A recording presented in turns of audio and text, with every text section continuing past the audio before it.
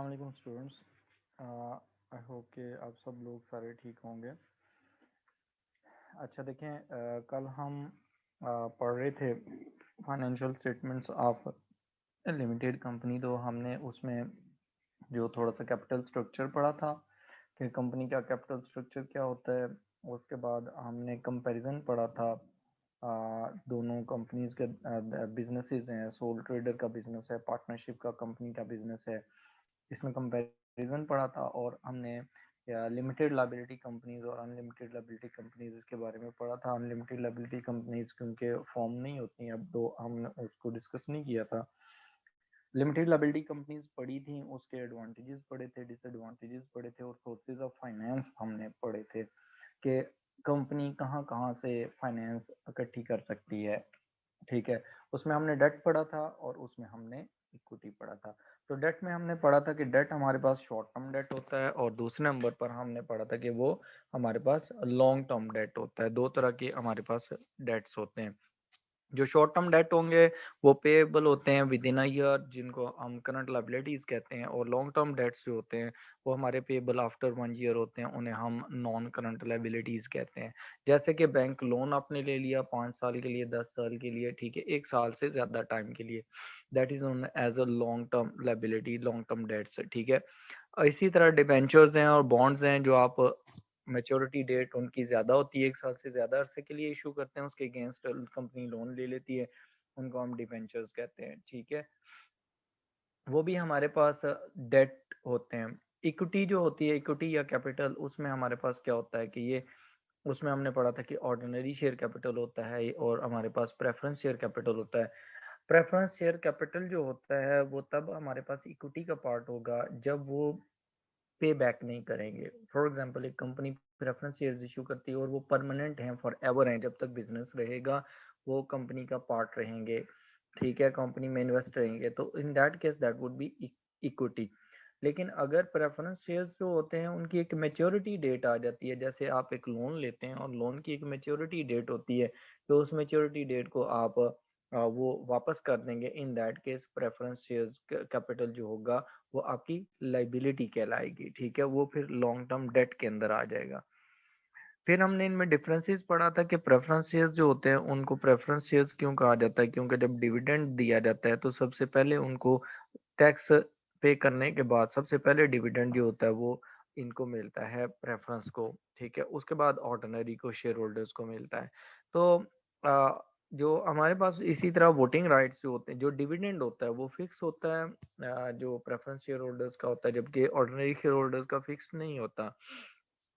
Voting rights जो होते हैं वो हमारे पास जो ये जो इक्विटी शेयर होल्डर्स होते हैं, जो प्रेफरेंस शेयर होल्डर्स होते हैं, इनके पास कोई वोटिंग राइट नहीं होता, नो वोटिंग राइट। जबकि जो हमारे पास ऑर्डिनरी शेयर होल्डर्स होते हैं इनके पास वोटिंग राइट होता है। ये वोट कास्ट करते हैं इंपॉर्टेंट इश्यूज पे मीटिंग्स में। ठीक है, अच्छा, जो हमारे पास जब वाइंड अप होते हैं तो प्रेफरेंस शेयर होल्डर्स को जो है वो, जब बिजनेस के एसेट सेल किए जाते हैं, एसेट सेल करने के बाद सबसे पहले लाइबिलिटीज पे की जाती हैं। उसके बाद जो पेमेंट होती है वो प्रेफरेंस शेयर होल्डर्स को होती है। ठीक है, जो प्रेफरेंस शेयर होल्डर्स को पेमेंट करते हैं उसके बाद ऑर्डिनरी शेयर होल्डर्स को पेमेंट होगी एंड पे, अगर कुछ बचेगा तो। ठीक है, अच्छा, इसलिए ये सिक्योर होते हैं, इनको रिटर्न भी फिक्स मिल रहा होता है, और उसके बाद जब पेमेंट मिलनी है तो वो भी ऑर्डिनरी शेयर होल्डर से पहले मिलनी है, इसलिए इनको फिर वोटिंग राइट नहीं दिया जाता। तो हमने प्रेफरेंस शेयर्स में पढ़ा था कि प्रेफरेंस शेयर्स जो होते हैं वो उसमें दो टाइप्स होती हैं, क्यूमुलेटिव होती हैं और नॉन क्यूमुलेटिव होती हैं। क्यूमुलेटिव प्रेफरेंस शेयर्स कैपिटल का मतलब ये होता है कि ये वो शेयर होल्डर्स होते हैं कि अगर 1 साल कंपनी डिविडेंड नहीं देती तो नेक्स्ट ईयर में अगर डिविडेंड देगी तो पिछले साल का भी डिविडेंड इनको पे किया जाएगा। जबकि जो ऑर्डिनरी ये जो non cumulative preference share capital होता है, इसमें ये होता है कि अगर 1 साल डिविडेंड नहीं दिया गया और सब्सिक्वेंट ईयर में डिविडेंड दिया जाता है, तो लास्ट ईयर का जो प्रीवियस ईयर का डिविडेंड होगा वो इनको नहीं मिलेगा, उनको सिर्फ करंट ईयर का डिविडेंड मिलेगा। This that's why they are called non cumulative preference share capital. अच्छा, यहाँ तक क्लियर है? अच्छा, यहाँ तक कोई क्वेश्चन हो आपका वो पूछ लें। अच्छा, ये है मुस्कान, परपेचुअल सक्सेशन और सीक्रेसी बता दें अगेन। अच्छा, परपेचुअल सक्सेशन जो होता है ना, वो ये होता है कि सक्सेशन का मतलब होता है कि आप एक से दूसरे तक मुंतकिल हो जाना बिजनेस, ठीक है। कोई प्रॉपर्टी जैसे होती है, फादर की प्रॉपर्टी जो है वो बच्चों के नाम ऑटोमेटिकली ट्रांसफर हो जाती है, ठीक है। तो इसी तरह जो बिजनेसेस होते हैं ना, उनमें जो कंपनी होती है उसमें परपेचुअल सक्सेशन होती है कि अगर एक शेयर होल्डर जो है वो, उसकी अगर डेथ हो गई है तो वो जरूरी नहीं है कि बिजनेस आपका कंटिन्यू ना रहे, वो खत्म हो जाए। कंपनी खत्म नहीं होती। क्यों शेयर ट्रांसफर किसी और के नाम हो जाते हैं, कंपनी अपना काम जारी रखती है, कंपनी जो है वो बंद नहीं होती। जबकि पार्टनरशिप में ये होता है कि अगर एक पर्सन की डेथ हो गई है पार्टनर की, तो बाकी पर जो पार्टनरशिप है वो आपकी डिसॉल्व हो जाती है, खत्म हो जाती है। फिर नया पार्टनरशिप एग्रीमेंट बनता है न्यू पार्टनर्स के दरमियान, ठीक है। तो वो उसमें परपेचुअल सक्सेशन नहीं होती। कंपनी में परपेचुअल सक्सेशन होती है कि मतलब कंटिन्यू रहती है, बिजनेस खत्म नहीं होता किसी पार्टनर के, किसी शेयर होल्डर के, सॉरी, डेथ हो जाने से या उसके बिजनेस को छोड़ के चले जाने से। सीक्रेसी का ये होता है कि देखें, कंपनी जो होती है ना, उसकी जो फाइनेंशियल स्टेटमेंट्स होती हैं, जैसे इनकम स्टेटमेंट हो गई और स्टेटमेंट ऑफ फाइनेंशियल पोजीशन हो गई, वो उन्हें पब्लिक करना पड़ती है, शेयर होल्डर्स को देना पड़ती है, ठीक है। अब वो जब पब्लिश होती हैं तो उसका मतलब ये है कि कंपनी के कितने रेवेन्यूज हैं, कंपनी की कितनी कॉस्ट हैं, कितनी सारी चीजें हैं, वो सारी डिटेल वो उनको देनी पड़ती है। तो वो उस तरह की सीक्रेसी नहीं होती। अब जबकि आप सोल ट्रेडर में देखें तो वो उसके लिए ज़रूरी नहीं है, या पार्टनरशिप के लिए, कि वो अपनी बुक्स ऑफ अकाउंट्स को पब्लिश करे, ठीक है। हो गया। इसलिए सीक्रेसी जो होती है कंपनी में ज़रा कम होती है, ठीक है। पार्टनरशिप में ज़रा उससे ज़्यादा सीक्रेसी होती है, क्योंकि पार्टनर्स के दरमियान बात रहती है। जबकि जो सोल ट्रेडरशिप है उसमें सीक्रेसी सबसे ज़्यादा होती है, ठीक हो गया। उसके बाद अब्बास रजा, आपका क्वेश्चन है, सर क्या शेयर्स कंपनी की प्रॉपर्टी के हिसाब से इशू होते हैं? देखें, शेयर्स जो होते हैं ना, वो बेसिकली वो पहले, सबसे पहले तो उनको ना जाके आपको सिक्योरिटीज एंड एक्सचेंज कमीशन से जो है वो आपको अप्रूव करवाना पड़ता है कि आप कितने शेयर इशू कर सकते हैं, मतलब कितने नंबर ऑफ शेयर्स पब्लिक को सेल करके कितना कैपिटल रेज कर सकते हैं। वो आज हम पढ़ेंगे। वो उसके अकॉर्डिंगली होता है कि मैक्सिमम कितने आप अमाउंट जो है वो गैदर कर सकते हैं, अवाम से कलेक्ट कर सकते हैं, ठीक हो गया। ये डिपेंड करेगा कि ऑर्गेनाइजेशन की जो है को परमिशन जो है वो securities and exchange commission of Pakistan से कितनी मिलेगी, एससीसीपी से, ठीक है। उसके अकॉर्डिंगली होते हैं। और शेयर्स वैसे भी अपनी रिक्वायरमेंट के मुताबिक कंपनीज इशू करती हैं। उसमें उन्हें देखना पड़ता है कि उनकी बिजनेस के लिए कितना पैसा फाइनेंस चाहिए और कितने रेट पे उन्होंने इशू करना है, वो सारी चीज़ें उसके अकॉर्डिंगली होती हैं।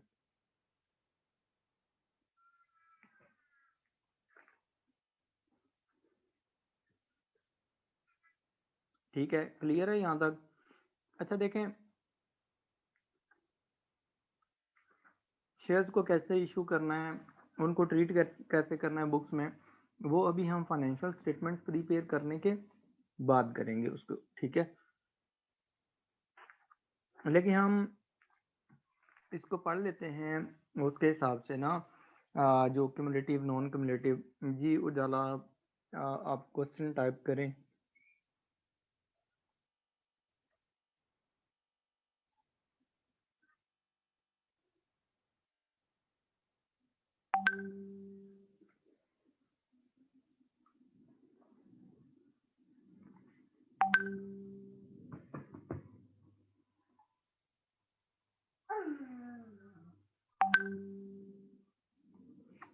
अच्छा देखें, उजाला, आपका क्वेश्चन है कि जो नॉन क्यूमुलेटिव प्रेफरेंस शेयर्स हैं वो हम प्रीवियस ईयर का क्यों उसमें डिविडेंड उसको पे नहीं करते।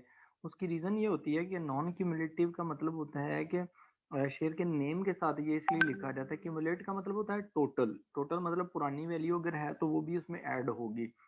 तो नॉन क्यूमुलेटिव का मतलब होता है कि ये ऐसे शेयर्स हैं, अगर एक दफ़ा इनको डिविडेंड नहीं मिला तो सब्सिक्वेंट में ईयर में जब डिविडेंड मिलेगा तो पुराना जो होगा वो नहीं मिलेगा। ये उसके ऊपर लिखा होता है, जो आप शेयर्स इशू होते हैं, सर्टिफिकेट्स इशू होते हैं उसके ऊपर, ठीक है। ये उसके अकॉर्डिंगली होता है। इसलिए उनको डिविडेंड नहीं दिया जाता पुराना पिछले साल का, जो करंट ईयर का डिविडेंड दिया जाएगा सिर्फ। अच्छा इसमें हमारे पास जो है अब हमारे पास ये है कि हम अगर देखते हैं ना कि हमारे पास फॉर एग्जांपल हम एक एग्जांपल ले लेते हैं और उसमें हम क्यूमुलेटिव एंड नॉन क्यूमुलेटिव जो प्रेफरेंस शेयर्स हैं उनको देख लेते हैं, उनकी ट्रीटमेंट कैसे करनी है।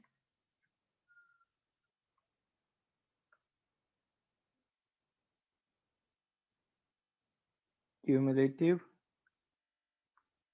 एंड नॉन क्यूमुलेटिव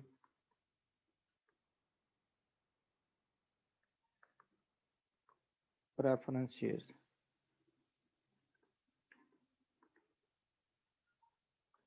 ठीक हो गया। अच्छा देखें, हमारे पास ना फॉर एग्जांपल हम ये करते हैं कि हम कुछ डाटा ज्यूम कर लेते हैं, डाटा ज्यूम करते हैं तो हम कहते हैं कि हमारे पास जो ऑर्डिनरी शेयर्स है ना, फॉर एग्जांपल ऑर्डिनरी शेयर्स हैं वो हमारे पास हैं, फॉर एग्जांपल 30,000 शेयर्स हैं। ठीक हो गया। और आपके जो इसकी नॉमिनल प्राइस है, ऑर्डिनरी प्राइस है जिसे हम कहते हैं, वो $1 ईच है। तो इनकी वैल्यू कितनी हो जाएगी? वैल्यू इनकी $30,000 हो जाएगी। ये वैल्यू आ गई इसकी। ठीक है, 30,000 शेयर्स मल्टीप्लाई बाय $1 ईच, तो वो 30,000 हो जाएगी। और उसके बाद हम ये करते हैं कि हम एज्यूम करते हैं कि जो हमारे पास प्रेफरेंस शेयर्स हैं,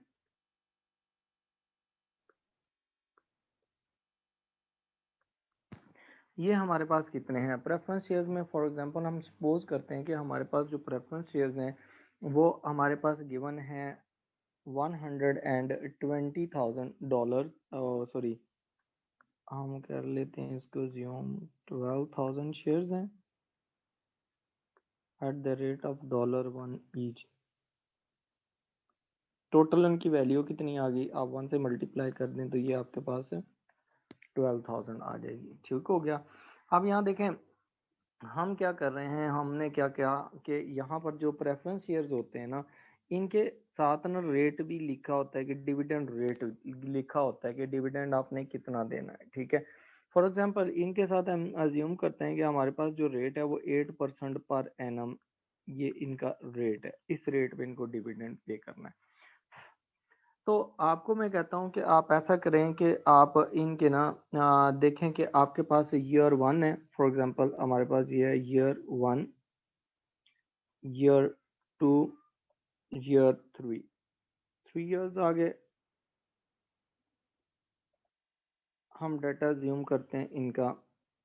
ये जो 3 साल थे ना, इन 3 सालों में ये हुआ कि हमारे पास ना जो कैपिटल बचा हमारे पास प्रॉफिट है ना, प्रॉफिट आया आफ्टर टैक्स, यानी कि जो कंपनी का जो टैक्स होता है उसको पे करने के बाद जो प्रॉफिट बचा है वो कितना है। अब ये जो प्रॉफिट होता है ना, ये डिवाइड होना होता है शेयर होल्डर्स के दरमियान। ठीक है, अब इसको प्रॉफिट को हम एज्यूम कर लेते हैं कि हमारे पास जो प्रॉफिट है वो सपोज करते हैं हमारे पास जो प्रॉफिट है वो $700 यहाँ पर आ गया। नेक्स्ट का जो है वो प्रॉफिट आ गया सेकेंड ईयर में $900 का प्रॉफिट आया, और थर्ड में हमारे पास $1,500 का प्रॉफिट आया। ये 3 साल का हमने प्रॉफिट एज्यूम किया, ये सारे फिगर्स एज्यूम कर रहा हूँ मैं। ठीक है, अब इसमें सबसे पहले क्या करेंगे, आपने क्या करना है, सबसे पहले आपने प्रेफरेंस शेयर होल्डर्स को डिविडेंड देना है। ठीक है, प्रॉफिट आफ्टर टैक्स के बाद आप क्या करते हैं, प्रेफरेंस डिविडेंड निकालते हैं।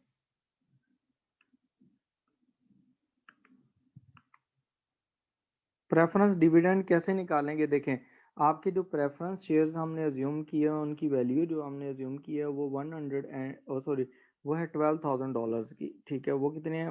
$12,000 की। अब ये $12,000 पे हमने 8% अज्यूम करना है। हमारे पास 8% कितना आता है? 8% जब हम इस पे प्रेफरेंस डिविडेंड जो होंगे उसका 8% लें तो हमारे पास कितना आएगा, वो कैलकुलेशन करें ज़रा। हाँ जी, कैलकुलेशन करें, ये कितना आएगा 12,000 का 8%।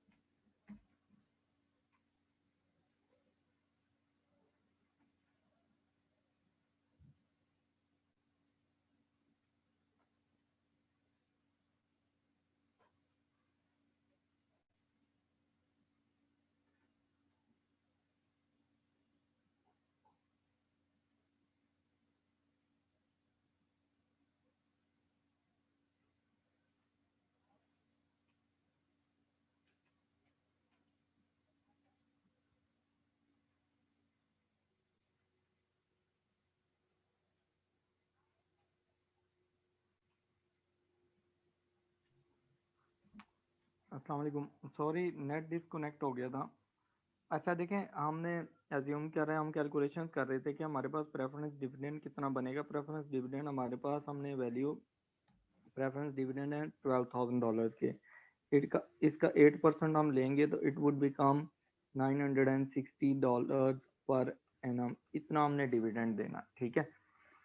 अब देखें, जो पहला साल है उसमें प्रॉफिट ही हमारे पास कितना आ रहा है, सिर्फ 700 आ रहा है, जबकि हमने डिविडेंड कितना देना है, 960 का। हम एज्यूम करते हैं कि जो हमारे पास ये जो शेयर्स हैं ना, ये हैं नॉन क्यूमुलेटिव। ये क्या है, नॉन क्यूमुलेटिव।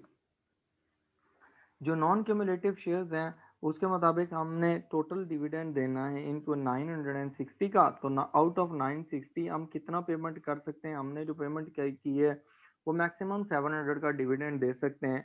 तो हम इसको 960 का डिविडेंड देने की बजाय जो हमारे पास प्रॉफिट होगा, कंपनी वो वही डिविडेंड इशू कर देगी। तो डिविडेंड, वो मैक्सिमम जो डिविडेंड दे सकती है कंपनी, वो दे सकती है 700 का। इसका मतलब है जो रिमेनिंग जीरो बच जाएगा, ये क्या होगा, ये आपके पास प्रॉफिट हो जाएगा आफ्टर प्रेफरेंस डिविडेंड। ठीक है, जो प्रॉफिट आफ्टर प्रेफरेंस डिविडेंड होता है, इन इसको हम कहते हैं, this is also known as profit for ordinary share holders.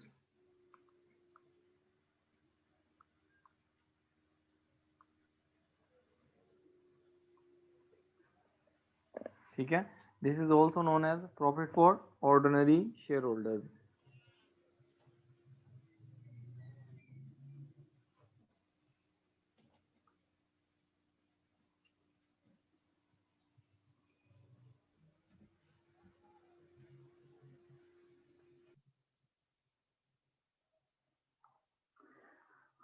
अच्छा, आप लोगों को अब देखें, यहाँ तक क्लियर है। आप लोगों ने क्या करना है, सिर्फ डिविडेंड उतना देना है जितना प्रॉफिट अवेलेबल है।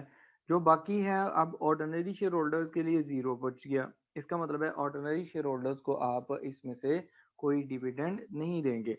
नेक्स्ट ईयर, सब्सिक्वेंट ईयर में क्या हुआ कि सब्सिक्वेंट ईयर में अगेन आपका सेकेंड ईयर में भी जो आपका प्रॉफिट बनेगा वो 960 का बनेगा।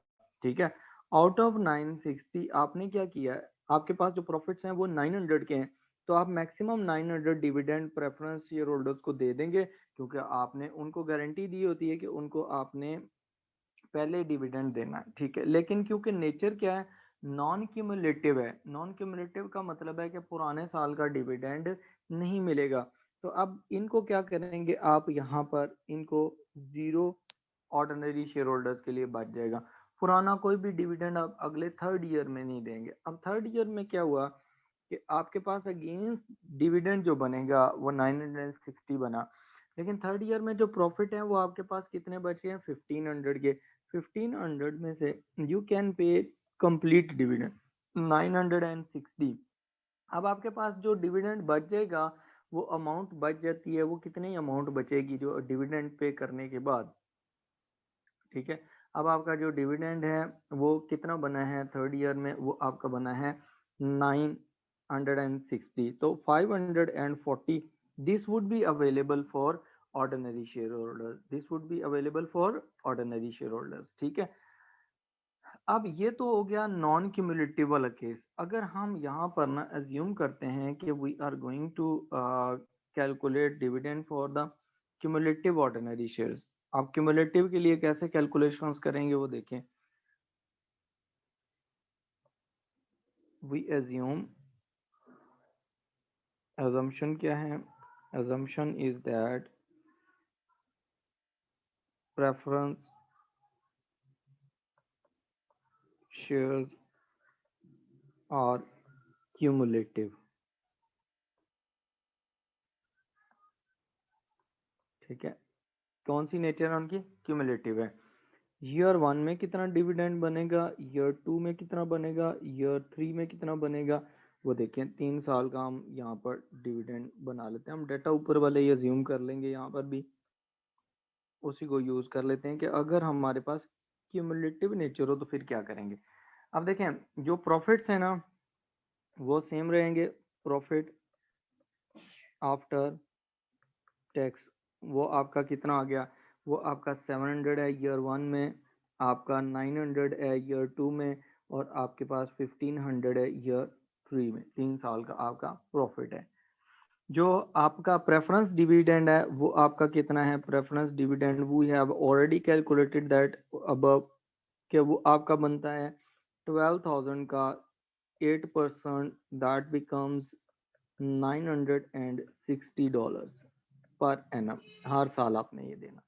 अब ये देखें जब आप डिविडेंड देंगे, प्रेफरेंस डिविडेंड यहाँ से देंगे तो आप क्या करेंगे, इसमें से माइनस करेंगे, लेस इसमें से डिडक्ट कर देंगे प्रेफरेंस डिविडेंड। जो प्रेफरेंस डिविडेंड है उसमें हमने अज्यूम किया है क्या, अब उसकी नेचर क्यूमुलेटिव की है। तो पहले साल का जो डिविडेंड बनता है वो टोटल बनता है 960, ठीक है। ये आपका बनता है ईयर 1 के लिए।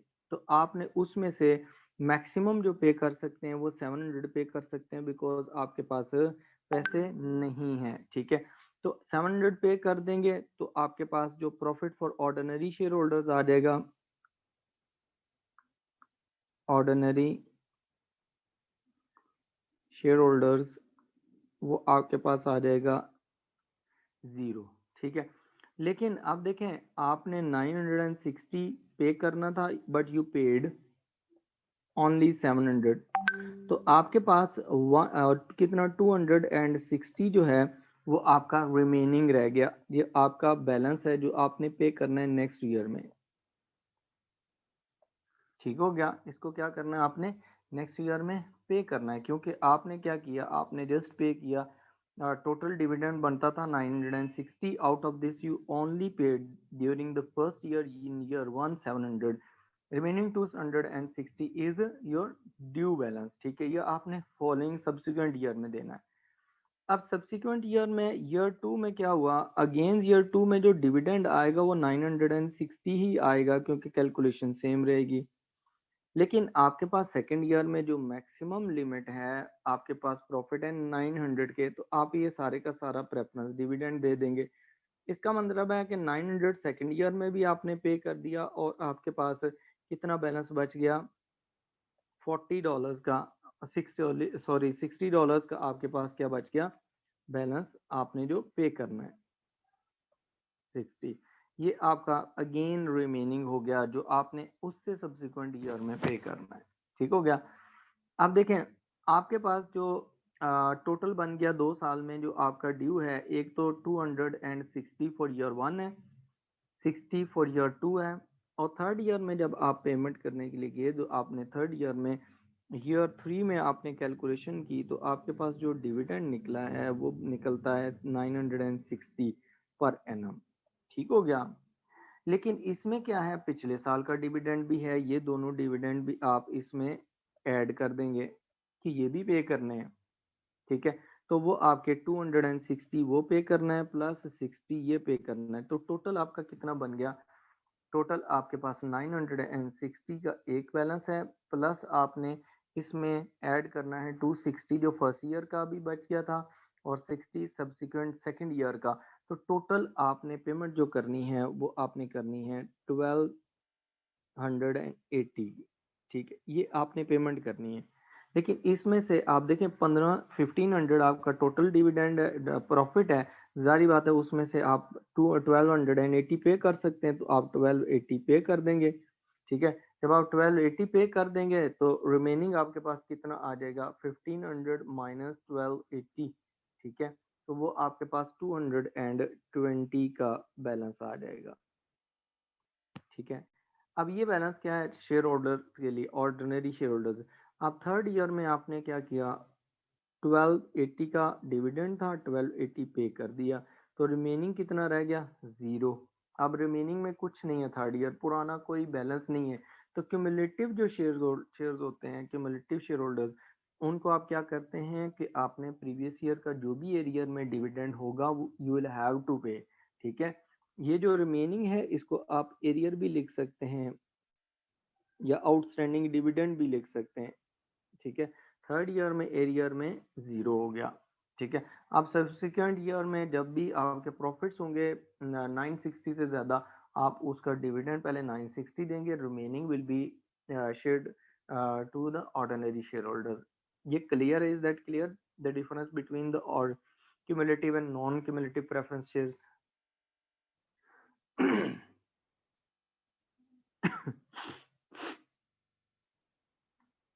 ओके, वेरी गुड मुस्कान, आपकी कैलकुलेशंस ठीक हैं, ठीक हो गया।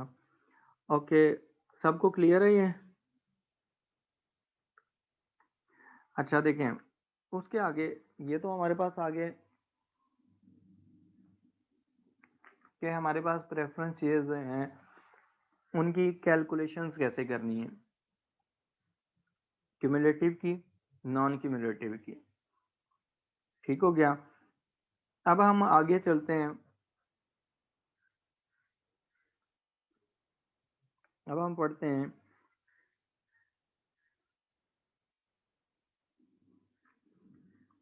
अब बात जो शेयर कैपिटल होता है ना, आपने क्वेश्चन किया कि ऑर्डिनरी शेयर्स और शेयर कैपिटल में क्या डिफरेंस है। नॉर्मली जो शेयर कैपिटल है ना, वो ऑर्डिनरी शेयर होल्डर्स का जो इन्वेस्टमेंट होती है बिजनेस में, उसी को शेयर कैपिटल कहा जाता है। ठीक है, लेकिन अगर आपके पास ना जो इक्विटी भी इसी को ही कहते हैं, और अगर आपके पास ऐसा होता है कि आपकी ऑर्गेनाइजेशन में कोई प्रेफरेंस शेयर होल्डर्स हैं, लेकिन प्रेफरेंस शेयर होल्डर्स जो हैं वो आपके परमानेंट हैं बिजनेस में, मतलब वो उनकी कोई डेट नहीं गिवन कि उन्होंने पैसे कब आपने उनको वापस करने हैं बिजनेस ने, तो वो भी इक्विटी का पार्ट बन जाते हैं। लेकिन नॉर्मली अगर शेयर कैपिटल लिखा हुआ है तो शेयर कैपिटल का मतलब ऑर्डिनरी शेयर कैपिटल ही होता है। ठीक है, अब देखें उसके बाद ना हमारे पास आता है कि फॉर्म्स ऑफ कैपिटल कौन कौन सी हैं, वो हम देखते हैं। कैपिटल स्ट्रक्चर हमने कल पढ़ा था, उसमें हम देखते हैं कि हमारे पास ना फॉर्म्स ऑफ कैपिटल कौन कौन सी हैं।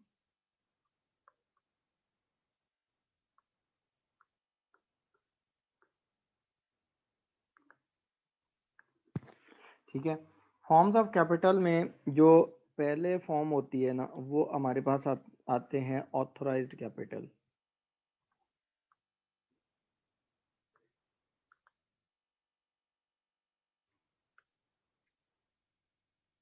ऑथराइज्ड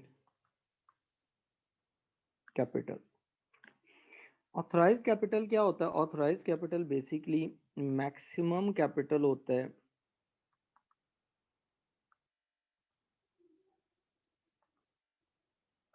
ठीक है, that a company can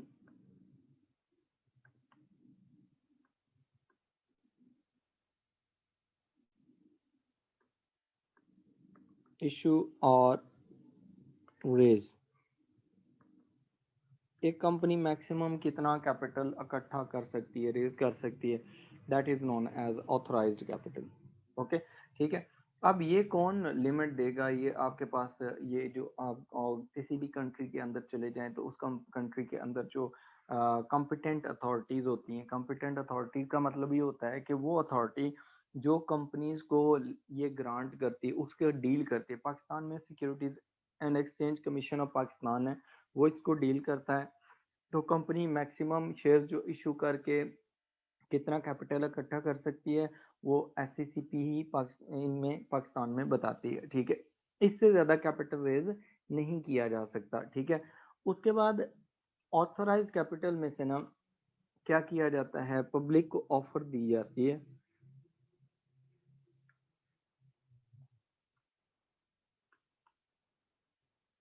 issued capital एक होता है। इश्यूड कैपिटल का मतलब ये होता है कि आपने क्या करना है, जो ऑथराइज्ड कैपिटल है ना वो आप क्या करते हैं, इशू फॉर सब्सक्रिप्शन करते हैं। इशू फॉर सब्सक्रिप्शन का क्या मतलब होता है, इशूड फॉर सब्सक्रिप्शन, आपके पास जो होता है ना जो ऑथराइज कैपिटल होता है उसमें का एक पार्ट जो होता है ना, आप जरूरी नहीं है, जैसे आपको ना एससीसीपी ने कहा कि आप ना 100,000 शेयर्स जो हैं वो इशू कर सकते हैं। फॉर एग्जांपल ये उबर, मैं कहता हूँ कि जो ऑथराइज्ड उन्होंने किया है ना, वो कहा, उन्होंने कहा जी आप 100,000 शेयर्स जो हैं वो ऑर्डिनरी शेयर्स हैं, आप इशू कर सकते हैं और इसकी प्राइस जो है वो at the rate of $1 each कर सकते हैं, ठीक है। ये आपकी मैक्सिमम लिमिट है कि आपने इतने शेयर्स इशू करने। अब ये जो 100,000 शेयर्स हैं, अब मैनेजमेंट डिसाइड करती है, जो बोर्ड ऑफ डायरेक्टर्स होते हैं, कि हमने अब इनमें से मैनेजमेंट जो कंपनी फॉर्म कर रहे होते हैं लोग, वो डिसाइड करते हैं कि इनमें से कितने शेयर्स हमने इशू करने हैं, पब्लिक को सेल करने हैं। इन सिंपल वर्ड्स के पब्लिक को कितने शेयर सेल करने हैं। अब शेयर जब करने हैं तो उससे पहले आप क्या करेंगे, उसके लिए आप क्या करेंगे, ऑफर करते हैं। आप क्या करते हैं, ऑफर करते हैं पब्लिक को। तो आप ये जो होता है इशूड कैपिटल, इसका मतलब है इशूड फॉर सब्सक्रिप्शन। सब्सक्रिप्शन का मतलब है कि लोगों को आपने इशू किए हैं कि उनसे पैसे लेने हैं आपने, पब्लिक, जनरल पब्लिक से, ठीक है। उसके बाद जो आपका इश्यूड कैपिटल होता है इसमें से कुछ पार्ट लोग क्या करते हैं, फिर इसके अगेंस्ट एप्लीकेशंस देते हैं। जब आप इशू करते हैं, आप इशू कैसे करेंगे, आपने समटाइम्स देखा होगा, अगर आपका बैंक में अकाउंट है तो बैंक वाले क्या करते हैं, आपको डिफरेंट ईमेल्स भेजते रहते हैं। इशूड फॉर सब्सक्रिप्शन आपने इसको कैसे कर सकते हैं, वाया आप कर सकते हैं न्यूज़पेपर कर सकते हैं,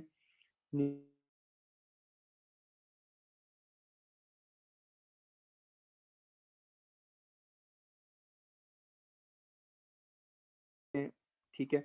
आप टीवी में भी एड, कंपनीज होती हैं, उन्होंने जब शेयर्स इशू करने होते हैं तो वो अपने बैंक को ये कहते हैं कि ये हम शेयर्स इशू करना चाह रहे हैं, आपके पास जो आपके अकाउंट होल्डर्स हैं उनको ईमेल कर दें, हमारी ऑफर भेज दें, ताकि अकाउंट होल्डर्स क्या है वहां से बैंक से पैसा ट्रांसफर कर दें जब उन्होंने एप्लीकेशन देनी है, ठीक है। तो वो एप्लीकेशन देते हैं, एप्लीकेशन में से क्या करते हैं कंपनी, कुछ शेयर जो होता है वो उसमें से उसको बुला लिया जाता है कि आप हमें पेमेंट कर दें, ठीक है। ठीक है, फॉर एग्जांपल आप देखें, आपने शेयर्स इशू किए, आपने 1 लाख में से आपने 60,000 शेयर्स जो हैं वो इशू कर दिए, पब्लिक को ऑफर किए। इन अदर वर्ड्स क्या किया आपने, ऑफर कर दिए। तो ये जो ऑफर होती है ना, इसको कहते हैं ये आपने इशू किए। अब जो ऑफर है उसमें से आप अब क्या करेंगे, आपके पास एप्लीकेशंस आ गई, आपने अमाउंट कॉल, अब आप क्या करते हैं, एप्लीकेशंस आई, एप्लीकेशन के अगेंस्ट आप क्या करते हैं, लोगों को कहते हैं जी पेमेंट करें। जब लोग पेमेंट करेंगे तो उसमें आपके पास क्या होगा, फॉर एग्जांपल ये 60,000 है, 60,000 में से आप कहते हैं कि जो लोग हैं ना वो सारे 60,000 ने एप्लीकेशन दी है, 60,000 से पैसे नहीं लेने। अब आप ऐसा कर लें कि हम इनमें से ना कुछ से पैसे ले लेते हैं, फॉर एग्जांपल 40,000 से पैसे ले लेते हैं। अब ये भी हो सकता है कि आप 40,000 से पैसे ले लें, 20,000 को होल्ड कर लें, या ये हो सकता है कि आपने $1 लेना है अगर सबसे 60,000 से, तो आप $1 की बजाय आप 60 पेनीज ले लें, वो हर एक से ले लें, ठीक है। तो आप जितने को कॉल करेंगे, ठीक है, वो उसको कहते हैं कि ये this is called up capital, ठीक है। ये क्या होता है? Called up capital. नॉर्मली आपकी कैलकुलेशंस के लिए ना ये सेम ही होता है normally, issued and called up capital, ठीक है, कॉल्ड अप कैपिटल। अब ये जो कॉल्ड अप कैपिटल होता है ना, अब इसमें क्या होता है, फॉर एग्जांपल 60,000 में से आपने क्या किया, इनको कहा है कि आपने कॉल्ड फॉर मेकिंग पेमेंट, ठीक है। अब आपने इनको क्या कहा है जी, हमें पेमेंट करें, आस्क टू मेक पेमेंट, कि आप पेमेंट कर दें। फॉर एग्जांपल जो पेमेंट के लिए आपने लोगों को कहा है, वो आपने कहा है कि $45,000 जो हैं, इतने जो शेयर्स हैं ये पेमेंट कर दें, इतने डॉलर्स की पेमेंट कर दें, ठीक है। वो जब पेमेंट करेंगे तो this is called up capital. अब ये जो इशूड कैपिटल का पार्ट होता है, जो 15,000 का डिफरेंस आ रहा है ना, आपने ये जो शेयर्स इशू किए हैं, ये आपने फॉर एग्जांपल ऊपर at the rate of $1 each किए हैं, ठीक है। तो 60,000 का बनता है, आपने कैपिटल कितने का इशू किया? $60,000 का। उसमें से आपने जो कॉल कर लिया वो आपने किया 45,000, तो रिमेनिंग जो होगा वो किधर जाएगा? रिमेनिंग अनकॉल्ड कैपिटल है। रिमेनिंग क्या है? वो आपका अनकॉल्ड कैपिटल है। वो उसको मैं इधर शो कर देता हूँ। जो इनका डिफरेंस है वो क्या है? That is called uncalled capital. इसको आपने अभी कहा ही नहीं है, $15,000 के जो डिफरेंस है कि आप पेमेंट करें। $60,000 के शेयर्स इशू किए, उसमें से आपने $45,000 ले लिए, रिमेनिंग 15,000 अभी तक आपने नहीं लिए। जी उजाला, क्या क्वेश्चन है आपका?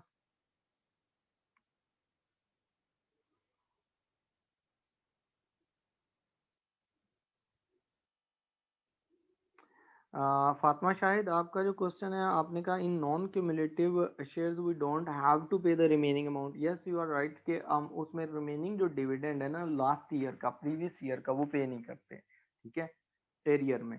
जबकि क्यूमुलेटिव में हम करते हैं, एरियर का डिविडेंड भी पे करते हैं। अगर पिछले साल हमने पे नहीं किया तो वो डिविडेंड भी हम पे करते हैं, ठीक है। अच्छा, ये जो अनकॉल्ड कैपिटल है इसको हम कहते हैं कि हमारे पास 15,000 का। अच्छा, जो ऑथोराइज्ड शेयर्स और इश्यूड शेयर कैपिटल है ना, इसके दरमियान जो डिफरेंस है, ऑथोराइज्ड शेयर कैपिटल हमारे पास बनता है $100,000 का। अब इसमें इन दोनों में, ऑथोराइज्ड शेयर कैपिटल में और इश्यूड कैपिटल में, इन दोनों में जो डिफरेंस आ रहा है वो डिफरेंस है 40,000 का। ये 40,000 का जो डिफरेंस आ रहा है ये अनइश्यूड कैपिटल है, कि अभी आपने ये इशू नहीं किया, फ्यूचर में आप जाके जब जरूरत पड़ेगी तब इशू करेंगे। वो कितना बनता है? वो बनता है हमारे पास 100,000 के शेयर्स थे, उसमें से इशू किए आपने 60,000, तो $40,000 के शेयर्स आपके पास, वो आपके पास आ गए हैं अनइशूड। ये फ्यूचर में इशू होंगे, इसको हम अगले चैप्टर्स में आगे फर्दर पढ़ेंगे कि ये कैसे इशू होने हैं, ठीक है। यहाँ तक क्लियर है? अच्छा जी, कॉल्ड अप कैपिटल और अनकॉल्ड कैपिटल। अनकॉल्ड कैपिटल जो होगा वो हमारे पास है $15,000 का, वो भी हमने लिख लिया। अच्छा, अब जो हमारे पास आगे फर्दर चीज है वो है कि जिनको कॉल करते हैं वो हम, कंपनी कहती है कि जी पेमेंट कर दें। फॉर एग्जांपल आप कंपनी के मैनेजर हैं, कुछ आपने लोगों को इंटीमेट किया, मेल कर, ईमेल कर दी, या आपने लेटर लिख दिया कि आप लोग हमें पेमेंट कर दें $45,000, ठीक है। अब उनमें से कुछ लोग जो होंगे वो पे कर देंगे, कुछ लोग कहेंगे जी अभी हमने नहीं पे करना, ठीक है। जो लोग पे कर देंगे उन्हें कहेंगे this is paid up capital, this is called paid up capital. For example आपने $45,000 जो थे वो कॉल किए थे कि पेमेंट कर दें। अब उसमें से आपके पास जो पेमेंट आई है, फॉर एग्जाम्पल वो आई है $40,000, वो आपके पास पेमेंट आ गई, this is called paid up capital. अब जिन्होंने नहीं पेमेंट की वो आपके पास आते हैं कॉल्स इन एरियर के केस में। कॉल्स इन एरियर मतलब अभी इन्होंने पैसे नहीं दिए। तो कितने लोग हैं? आपने $45,000 जो थे उनको कॉल की, उनमें से यू गॉट ओनली 40,000, तो रिमेनिंग $5,000 ये आपके पास calls in arrear, this is called calls in arrear. ठीक है, इसको आप अनपेड कैपिटल भी कहते हैं। ठीक है, paid up capital, unpaid capital और calls in arrear. Shares clear हैं यहाँ तक कि आपके कैपिटल के फॉर्म्स कौन कौन सी होती हैं, इससे रिलेटेड एमसीक्यूज आते हैं। ठीक है,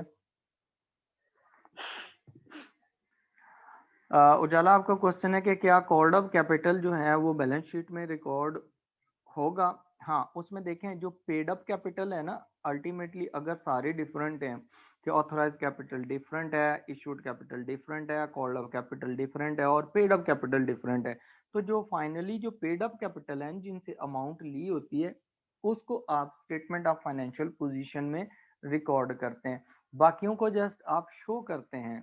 ठीक है, बाकी जो जितनी भी होंगी अमाउंट ऑथराइज कैपिटल उसको जस्ट आप शो करके उसको काउंट नहीं करते। ठीक है, इसी तरह इशूड और कॉल्ड अप। अब होता ही है कि नॉर्मली अब जो क्वेश्चंस आते हैं उनमें इशूड, कॉल्ड अप और पेड अप कैपिटल एक ही बता देता है।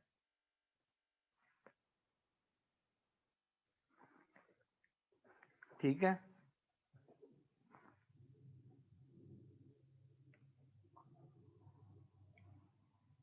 मुस्कान क्लियर है, ओके। उजाला क्लियर है ये। Abbas Raza sir, paid up capital will be part of capital. हाँ, ये मैं अभी आपको आगे जब हम फाइनेंशियल स्टेटमेंट्स बनाएंगे ना उसमें बनाएंगे ये सारी चीजें। देखें, अब जब आपने ना स्टेटमेंट ऑफ फाइनेंशियल पोजीशन में जाना है ना, देखें स्टेटमेंट ऑफ फाइनेंशियल पोजीशन जिसे हम बैलेंस शीट भी कहते हैं। ठीक है, इसमें जब हम जाते हैं ना इक्विटी के पार्ट में, ठीक है, तो इक्विटी के पार्ट में जो हमारे पास शेयर कैपिटल होता है ना वो हम शो करेंगे, जो ऑथोराइज्ड है उसको हम खाली मेमोरेंडम के लिए शो कर देते हैं कि ये ऑथराइज्ड है। फॉर एग्जाम्पल वो बनता है $100,000 का, वो हम शो कर देंगे और उसके नीचे लाइन लगा देते हैं कि ये काउंट नहीं होता। ठीक है, इसी तरह जो पेड अप है सारी चीजें हैं वो जितने ऊपर हैं, आपका इशूड कैपिटल है और कॉल्ड अप कैपिटल है वो भी आप शो कर देते हैं यहाँ पर ना, अगर शो करना चाहें इशूड कैपिटल, उसमें कॉल्ड अप कैपिटल और पेड अप कैपिटल। एक्चुअल जो होता है ना वो पेड अप कैपिटल ही होता है जो लोगों ने एक्चुअल इन्वेस्टमेंट की होती है बिजनेस में। एप्लीकेशन तो बहुत सारे लोग दे देते होंगे, उनमें से हो सकता है कुछ लोगों की फाइनेंशियल कंडीशन अच्छी हो जब उन्होंने एप्लीकेशन दी, लेकिन जब शेयर्स अलॉट हुए तो उनके पास पैसा नहीं था, तो definitely they will not be able to buy, तो फिर वो हम उनको तो शेयर होल्डर कंसीडर नहीं करेंगे ना। ठीक है, जैसे यहाँ पर है इशूड कैपिटल है 60,000 का और आपने इसके नीचे भी लाइन लगा लेनी, कॉल्ड अप कैपिटल था 45,000 का, इसके भी नीचे लाइन लगा लेनी है, और असल में आपका जो आपने रिसीव किया पेड अप कैपिटल वो 40,000 है, ये आपने शो करना होता है, ये कैलकुलेशन में आ रहा होता है कैपिटल। ठीक है, बाकी चीजें कैलकुलेशन में नहीं आएंगी जब आप स्टेटमेंट ऑफ फाइनेंशियल पोजीशन बनाएंगे।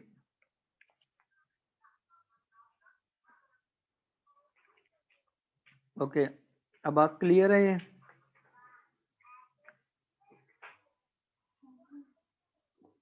ठीक हो गया, अल्टीमेटली आपने जो पेड अप कैपिटल होता है उसको शो करना होता है। ठीक है, अब देखें जब और चीज़ें कुछ हैं वो आपने देखनी है कि आपने क्या क्या ट्रीटमेंट करनी है वहाँ पर ना। अब जो हमारे पास ना डायरेक्टर्स होते हैं ना,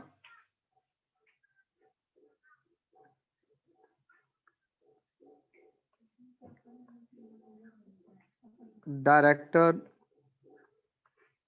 सैलरी, ठीक है, जो डायरेक्टर सैलरीज होती हैं ना इनको हम ट्रीट करेंगे as an expense in income statement, treated as an expense in income statement. ठीक है, एंड डेबिटेड टू, आप इसे ये भी लिख सकते हैं डेबिटेड टू इनकम स्टेटमेंट, ठीक है। आप उनको डेबिट भी, ये भी कह सकते हैं कि they are debited to the income statement, क्योंकि एक्सपेंसेस जो भी होते हैं वो इनकम स्टेटमेंट में डेबिट होते हैं ठीक है। उसके बाद आपके पास आता है जो सेकंड नंबर पे जो हमारे पास ऑडिटर्स होते हैं। ऑडिटर्स कौन से लोग होते हैं वो भी आपको बताता हूँ। ऑडिटर्स सैलरीज रेम्यूनरेशन, ठीक है। ऑडिटर्स की जो कॉस्ट होती है ये भी आपके पास ना ऑपरेटिंग एक्सपेंस ट्रीट होती है। इसको भी आप ऑपरेटिंग एक्सपेंस ही ट्रीट कर रहे होते हैं। आपके पास जो डायरेक्टर्स रेम्यूनरेशन होती है, और ये भी आपके पास क्या होता है, ऑपरेटिंग एक्सपेंस होता है। ऑडिटर्स होते कौन से हैं, जब आप फाइनेंशियल स्टेटमेंट्स बन जाती हैं, तो फाइनेंशियल स्टेटमेंट्स जब बन जाती हैं तो कुछ कंपनीज के लिए लीगली ये ज़रूरी होता है, जैसे लिमिटेड लायबिलिटीज कंपनीज होती हैं या पब्लिक कंपनीज होती हैं, उनके लिए ये कंपलसरी होता है कि वो अपने अकाउंट्स को जो है वो वेरीफाई करवाएं, ठीक है, कि क्या उन्होंने इंटरनेशनल अकाउंटिंग स्टैंडर्ड्स फॉलो किए हैं कि नहीं किए, क्या उन्होंने की जो अकाउंटिंग पॉलिसीज वगैरह हैं उनको उन्होंने अप्लाई किया है या नहीं किया, क्या जो लोकल लॉज हैं जो जैसे पाकिस्तान में कंपनीज एक्ट है उसके मुताबिक क्या अकाउंट्स बने हैं, कोई उसमें फॉलो किए गया है उसको या नहीं, ठीक है। जो ये चीजें होती हैं ना, इनको जो अप्रूव करता है वो एक इंडिपेंडेंट बॉडी होनी चाहिए, ठीक है। क्योंकि जो आपके इंटरनल ऑर्गेनाइजेशन के अंदर लोग होते हैं वो तो एम्प्लॉयज हैं, ठीक है, वो किसी भी शेप में है, चाहे आपके वो इंटरनल ऑडिटर्स हैं, अकाउंटेंट्स हैं, वो सारे के सारे एम्प्लॉयज हैं। तो उन पे इन्फ्लुएंस होता है बोर्ड ऑफ डायरेक्टर्स का। तो बोर्ड ऑफ डायरेक्टर्स उनको क्या है कि रिजल्ट अपनी मर्जी के बनवा सकते हैं, चेंज करवा सकते हैं, ठीक है। तो जब आप शेयर होल्डर्स जो होते हैं वो क्या करते हैं, वो अपॉइंट करते हैं एक्सटर्नल पर्सन को। एक्सटर्नल पर्सन क्या आता है, वो आके वो सारा कुछ चेक करता है कि कहीं ऐसा तो नहीं है कि स्टैंडर्ड्स फॉलो नहीं हो रहे, जो प्रैक्टिसेस हैं उनको फॉलो नहीं किया जा रहा अकाउंट्स वगैरह में। तो वो सारे आके, जब ये ऑडिट का आप सब्जेक्ट पढ़ेंगे उसमें सारी डिटेल से चीजें आती हैं। तो वो जो ऑडिटर्स होते हैं उनको जो भी रिम्यूनरेशन वगैरह दी जाती है वो आपने रिम्यूनरेशन देनी है, वो आपका ऑपरेटिंग एक्सपेंस होगा, एडमिनिस्ट्रेशन कॉस्ट होती है, ठीक हो गया। इसी तरह आपके पास ना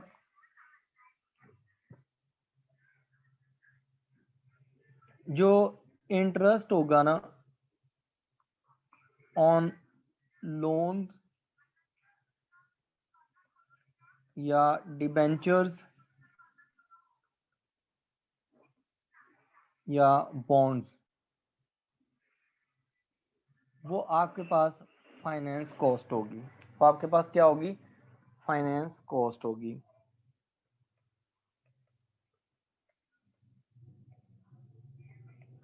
उसको आप लिखेंगे, ठीक हो गया। अच्छा, उसके बाद आपके पास क्या होगा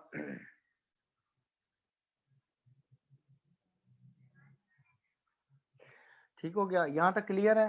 ये तीन चीजें, यहाँ तक कोई क्वेश्चन हो आप लोगों का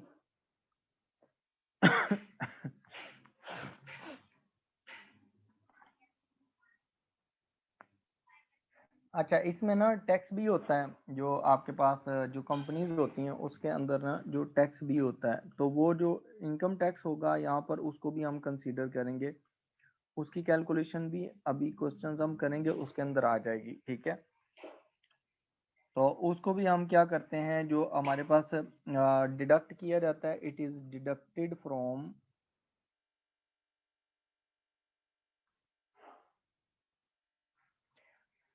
प्रॉफिट आफ्टर इंटरेस्ट। जो प्रॉफिट होगा ना आफ्टर इंटरेस्ट, उसमें से आप उसको डिडक्ट कर देंगे। इज दैट क्लियर, ठीक हो गया।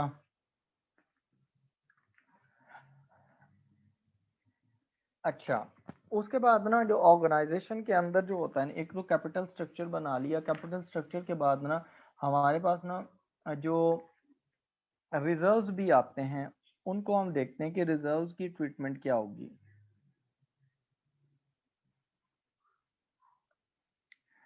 अच्छा, रिजर्व्स जो होते हैं ना, ये आप पैसा कोई अमाउंट जो होता है, जो प्रॉफिट्स हैं वो एक साइड पे रखते हैं ताकि आप फ्यूचर में कोई काम कर सके उससे।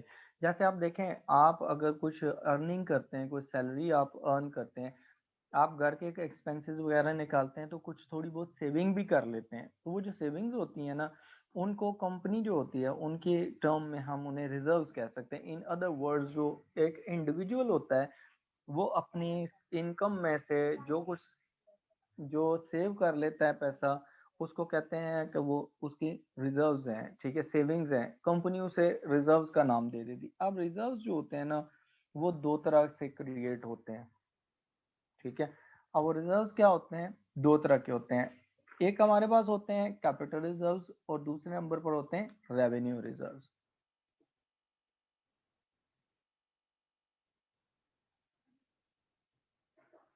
एक हमारे पास होते हैं कैपिटल रिजर्व्स और एक होते हैं revenue reserves.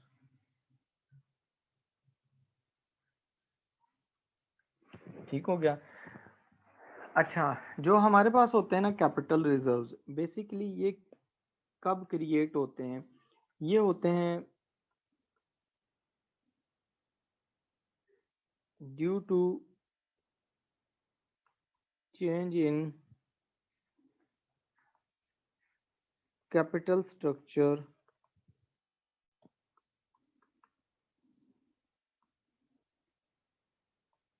Of company. Company के जो कैपिटल स्ट्रक्चर होता है उसमें जो चेंज होती है ना, उसकी वजह से होता है। अब ये जो टर्म है कैपिटल स्ट्रक्चर, ये हमने पहले मैं एक दफ़ा डिस्कस की थी थोड़ी सी। ये अब मैं आपको बता देता हूँ। कैपिटल स्ट्रक्चर का मतलब होता है कि ऑर्गेनाइजेशन के अंदर जो कैपिटल लगा हुआ है प्लस जो डेट लगा हुआ, वो किस प्रोपोर्शन से है, वो कैसा है, कितना डेट है कितना कैपिटल है, ठीक है, इन सिंपल वर्ड्स। इसको कहते हैं कैपिटल स्ट्रक्चर। तो कैपिटल स्ट्रक्चर जब चेंज हो जाता है तो उसमें उसकी वजह से ये रिजर्व्स क्रिएट होते हैं। अब ये रिजर्व्स कितनी तरह के होते हैं, कौन से होते हैं, इसकी टाइप्स में कौन कौन सी चीज़ें आती हैं? इसमें सबसे पहले आता है शेयर प्रीमियम। शेयर प्रीमियम का मतलब ये क्या होता है कि शेयर प्रीमियम का मतलब होता है कि आपने शेयर्स इशू किए पब्लिक को, ठीक है। तो जो इशू प्राइस है ना,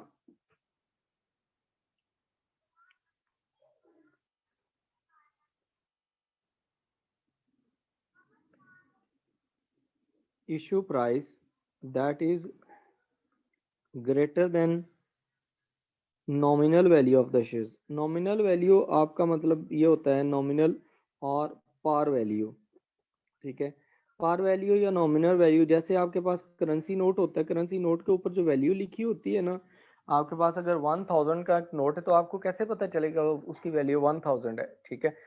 उसके ऊपर लिखा होता है कि ये 1000 है। इसी तरह 100 का है, 500 का नोट है, 5000 का नोट है, उसके ऊपर जो वैल्यू मेंशन होती है उस वैल्यू को हम नॉमिनल वैल्यू कहते हैं, ठीक है।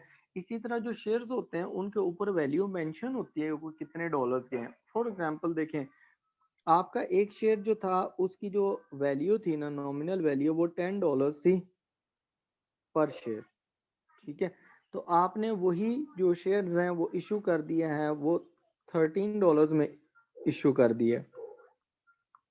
तो उससे क्या हुआ, $3 आपने एक्स्ट्रा जनरेट किए, कंपनी ने एक्स्ट्रा जनरेट किए।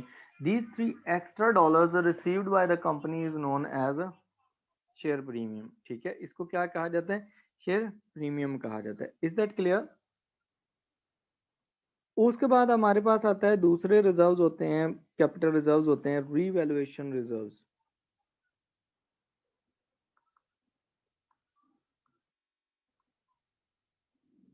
रीवैल्यूएशन रिजर्व्स क्या होता है कि ये क्रिएट होते हैं due to revaluation of non current assets, due to revaluation of non current assets. आपके जो नॉन करंट एसेट्स हैं उनको आपने रीवैल्यू कर दिया।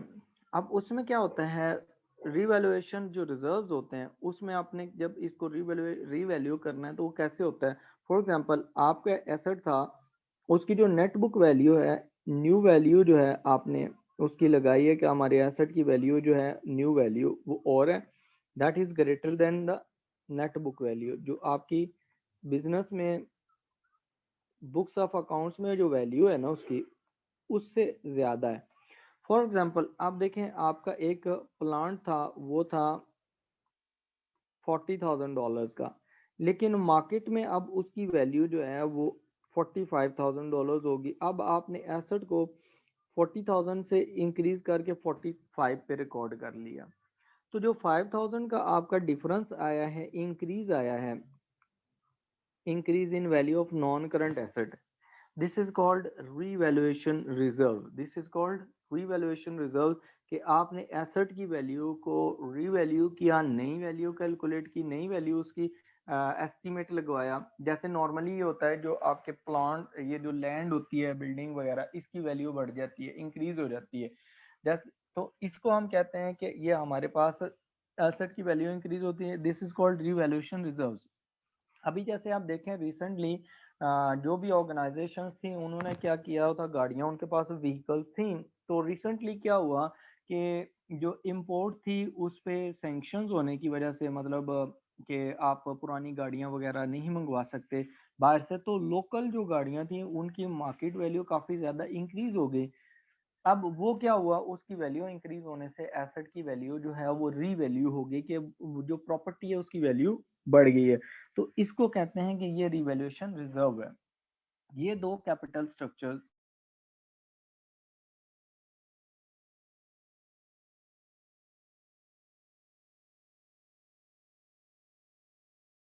आपके पास, ठीक हो गया। अब प्रॉफिट्स, ठीक है, आपके पास जो प्रॉफिट्स होते हैं ऑर्गेनाइजेशन के, उसमें से आप उसको जनरेट करते हैं, हर साल कुछ ना कुछ अमाउंट उसमें ऐड करते रहते हैं। फॉर एग्जांपल देखें, जो ऑर्गेनाइजेशन के प्रॉफिट्स होते हैं उनमें जो प्रॉफिट में एक आपके पास जनरल रिजर्व्स आ जाते हैं। जनरल रिजर्व्स जो होते हैं ना, वो आपके पास जनरल पर्पस है, मतलब आप रिजर्व, प्रॉफिट आता है, प्रॉफिट में से कुछ अमाउंट निकाल के साइड पे कर देते हैं डिविडेंड देने से पहले, ठीक है। फ्यूचर में आप उसको किसी भी पर्पस के लिए यूज कर सकते हैं। फ्यूचर में पर्पसेस क्या हो सकते हैं कि जैसे आपने कोई लैंड एक्वायर करनी है, कोई और एसेट एक्वायर करना है, परचेज करना है, ठीक है, आपने कोई एसेट रिप्लेस करना है, वो किसी पर्पस के लिए भी यूज होते हैं, जनरल होते हैं, ठीक है। इसी तरह आपके पास वो डिविडेंड देने के लिए भी यूज हो सकते हैं फ्यूचर में। अगर आपके पास ना ये हो के आपके पास प्रॉफिट नहीं जनरेट हो रहे, तो आप उसमें से डिविडेंड पे कर सकते हैं। Is that clear? इसी तरह आपके पास ना जनरल पर्पस रिजर्व होते हैं, फिर आपके पास ना स्पेसिफिक रिजर्व भी हो सकते हैं। स्पेसिफिक रिजर्व जो है, आपकी इंटेंशन है, आप कहते हैं मैं ये रिजर्व रख रहा हूँ, मैं इसके, जब ये मेरे पैसे जो है इसके थ्रू मैं एक नई गाड़ी परचेज करूंगा या बिजनेस प्रेमिसेस को एक्सपेंशन दूंगा, ठीक है, वो स्पेसिफिक रिजर्व्स होते हैं, वो भी प्रॉफिट में से रखे जाते हैं। ठीक हो गया। अच्छा, उसके बाद आपके पास आते हैं retained earnings.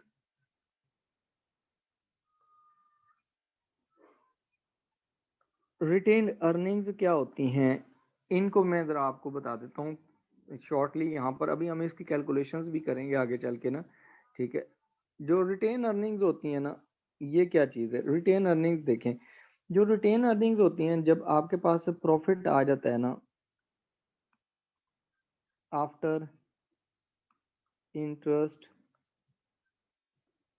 Profit, sorry, after tax. For example आपके पास ना वो 1000 का प्रॉफिट आ गया डॉलर्स का, आप इसमें क्या करते हैं, फॉर एग्जांपल कुछ ट्रांसफर करते हैं रिजर्व्स की तरफ पैसा, to general reserves. For example आपने 200 का ट्रांसफर कर दिया, रिजर्व में डाल दिए, तो आपने माइनस किया, रिमेनिंग आपके पास प्रॉफिट है गए 800 के। अब 800 में से आपने क्या किया, आपने सबसे पहले प्रेफरेंस डिविडेंड दिया। प्रेफरेंस डिविडेंड फॉर एग्जांपल आपने $300 का दे दिया, तो रिमेनिंग आपके पास 700 बच गए। ये जो 700 बच गए ना, ये profit for ordinary share holders है। Profit for ordinary share holders, ordinary share holders के लिए आपके पास ये अमाउंट बच गई। अब इसमें से क्या करना है आपने, लेस आप करते हैं ऑर्डिनरी डिविडेंड दे देते हैं।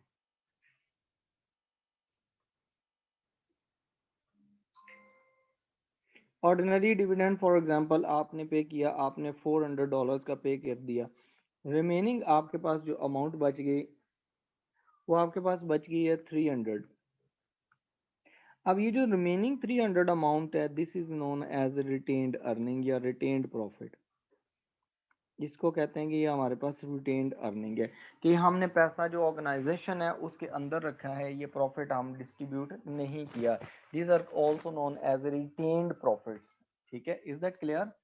हाँ जी, यहाँ तक कोई क्वेश्चन हो आपका तो पूछ लें।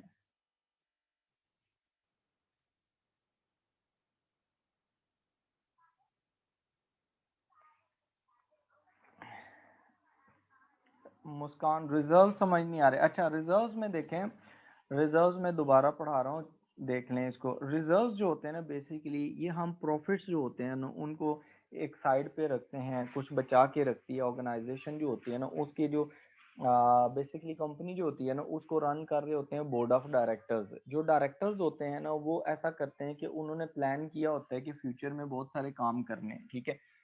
डेफिनेटली उसके लिए आपको पैसा चाहिए, और जो पैसा आपने क्या करना है उसके लिए आप रिजर्व्स क्रिएट करते हैं, कि आपके जो प्रॉफिट्स आ जाते हैं उसमें से आप प्रॉफिट साइड पे कर लेते हैं कुछ। जैसे मैंने ये रिटेन्ड अर्निंग्स वगैरह बताई हैं, देखें एंड पे कि आपके पास प्रॉफिट आफ्टर टैक्स आएगा, उसमें से आप क्या करते हैं कि रिजर्व्स में कुछ पैसा ट्रांसफर कर देते हैं, कि हमारे पास कुछ रिजर्व्स हैं। वो एक तो रिजर्व्स ये होते हैं, दूसरे नंबर पर आप डिविडेंड देते हैं, प्रेफरेंस डिविडेंड देते हैं, ऑर्डिनरी डिविडेंड देते हैं, और एट द एंड जो बच जाते हैं ये दोनों के दोनों आपके पास रिजर्व्स होते हैं। कौन कौन से रिजर्व्स यहाँ पर, ये जो अभी हमने कैलकुलेशन की, एक तो जनरल रिजर्व्स हैं और उसके बाद आपके पास ये दो रिजर्व्स हैं जो रिटेन्ड प्रॉफिट्स हैं, दोनों ही रिजर्व्स हैं, ठीक है। अब होता यह है कि रिजर्व्स की दो नेचर होती हैं, एक होता है कैपिटल रिजर्व्स होते हैं और एक होता है रेवेन्यू रिजर्व्स। रेवेन्यू रिजर्व्स जो होते हैं वो प्रॉफिट्स में से रखे जाते हैं, ठीक है।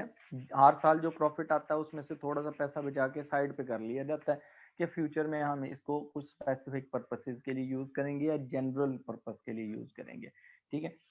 जो हमारे पास होते हैं ना कैपिटल रिजर्व, वो कैपिटल स्ट्रक्चर चेंज होने की वजह से होते हैं। उसमें एक होता है शेयर प्रीमियम और एक होता है आपके पास रीवैल्यूएशन रिजर्व। शेयर प्रीमियम ये होता है कि आपने शेयर्स पब्लिक को सेल किए, प्राइस उसके ऊपर लिखी हुई थी फॉर एग्जांपल $10, और आपने उसको 13 में सेल कर दिया। 100 लिखा हुआ है तो आपने 120 में सेल कर दिया। जो एक्स्ट्रा अमाउंट आप ले रहे हैं ना पार वैल्यू से ऊपर, that is known as share premium, उसे हम क्या कहते हैं, शेयर प्रीमियम कहते हैं। दूसरे नंबर पर है रिवैल्यूएशन रिजर्व, कि आपके एसेट जो होता है उसकी वैल्यू इंक्रीज हो गई है, ठीक है, आपने उसको नई वैल्यू पे रिकॉर्ड किया है। तो पुरानी वैल्यू फॉर एग्जांपल जैसे मैंने अज्यूम किया था कि आपकी 40,000 की वैल्यू है किसी एसेट की, नॉन करंट एसेट की, आपने उसको रीवैल्यू करवाया तो वो 45 पे चलेगी, तो $5,000 जो है वो इंक्रीज आ गया। तो ये $5,000 जो इंक्रीज आया है, this is known as revaluation reserve. इसकी कैलकुलेशंस, इसकी कैसे ट्रीट करना है, ये सारी चीजें अभी हम पढ़ेंगे, ये थियोरेटिकल चीजें हैं यहाँ तक। ठीक हो गया, क्लियर है यहाँ तक?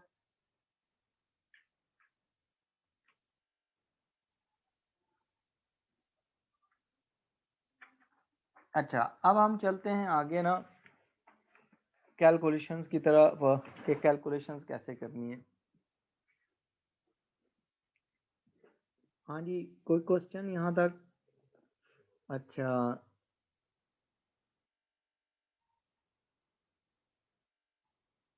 हाँ जी मुस्कान, जो अनडिस्ट्रीब्यूटेड प्रॉफिट्स होते हैं वो रिटेन अर्निंग्स ही होती हैं, जिनको आपने शेयर होल्डर्स में डिस्ट्रीब्यूट नहीं किया।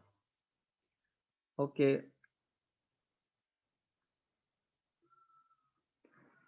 ओके। अब यहाँ पर ना मैं आपको ना क्वेश्चन शो कर रहा हूँ, वो क्वेश्चन जरा देखें और उसको हम आगे करते हैं, फर्दर कैलकुलेशंस आपको वहां से समझ आ जाएंगी। जैसे देखें ये रिव्यू क्वेश्चन है, आपको नजर आ रहा है 20.1, ठीक है। अब इसमें ना जो आपको वो कहता है कि जो स्टेटमेंट फाइनेंशियल स्टेटमेंट्स हैं वो कौन कौन सी बनेगी। ये financial statement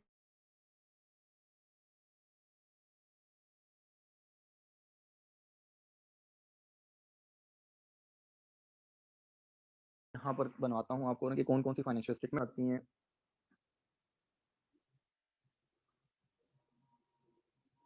financial statements of a company, जैसे हमने सोल ट्रेडर के लिए पढ़ा था वैसे ही है ये भी। सो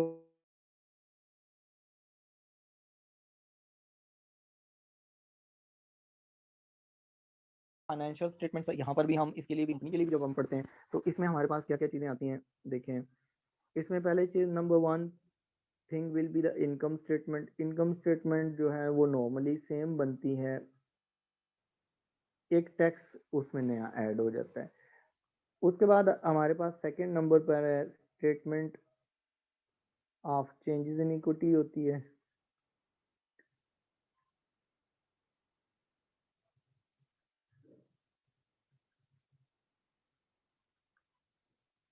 ठीक है, statement of changes in equity, ठीक हो गया। और उसके बाद देखें आपके पास जो स्टेटमेंट आती है ना थर्ड नंबर पर, वो स्टेटमेंट ऑफ फाइनेंशियल पोजीशन आती है। ये तीन चीज़ें हम यहाँ पर बनाते हैं। तो सिर्फ ये होता है कि हमारे पास जो स्टेटमेंट ऑफ फाइनेंशियल पोजीशन है वो भी सेम ही बनेगी, उसमें कोई एज सच स्पेसिफिक चेंजेस नहीं है। जो हमारे पास जो क्लोजिंग बैलेंस होते हैं statement of changes in equity, उसको हम ट्रांसफर करते हैं स्टेटमेंट ऑफ फाइनेंशियल पोजीशन में, बस बाकी चीज़ें ऑलमोस्ट सेम ही रहती हैं। अच्छा, क्वेश्चन के थ्रू मैं आपको करवाता हूँ कि आपने कैसे कैसे इसकी सारी चीज़ें करनी है।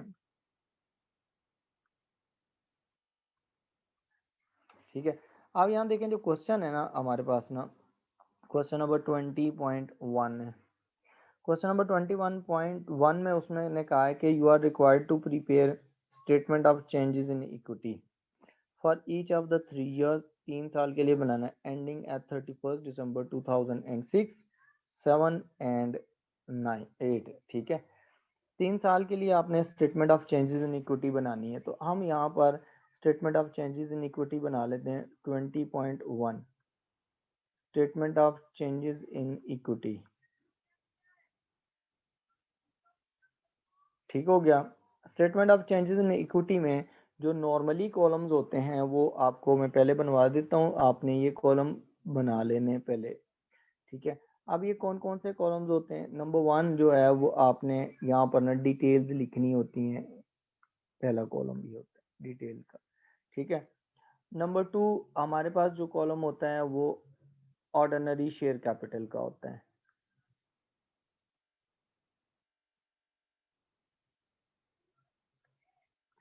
ठीक है, फिर उसके बाद आपके पास होता है प्रेफरेंस शेयर कैपिटल,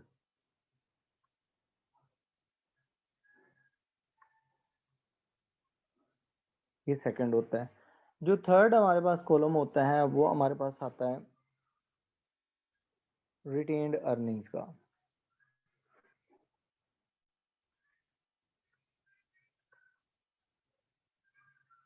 फिर हमारे पास आता है जनरल रिजर्व का।